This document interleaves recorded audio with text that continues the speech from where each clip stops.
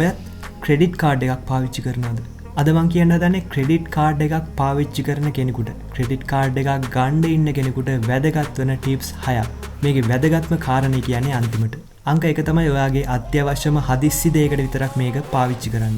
අංක 2 තමයි පොලියක් එකතු වෙන්න දෙන්නේ නැතුව හරියටම ගෙවීම් කටයුතු පියවන්න. අංක 3 තමයි ඔයාලා කරන ගනුදෙනු වල වාර්තාවක් හදලා තියාගන්න. අංක 4 තමයි ඔයාලට ලැබෙන ආදායම අනුව වියදම තීරණය කරන්න. අංක 5 තමයි ගෙවන්න බැරි නම් ක්‍රෙඩිට් කාඩ් වලින් කෑෂ් ලෝන් ගන්න යන්න එපා. ඊළඟ දේ තමයි ගෙවන්න බැරි වුණොත් බැංකුවට පොල්ල තියනවා කියලා හිතලා ක්‍රෙඩිට් කාඩ් එකක් පාවිච්චි කරන්න එපා. වැදගත්ම දේ තමයි ඔයාට වැඩකුත් නැත්නම් ගෙවන්නත් බැයි නම් ක්‍රෙඩිට් කාඩ් එකක් ගන්නත් එපා.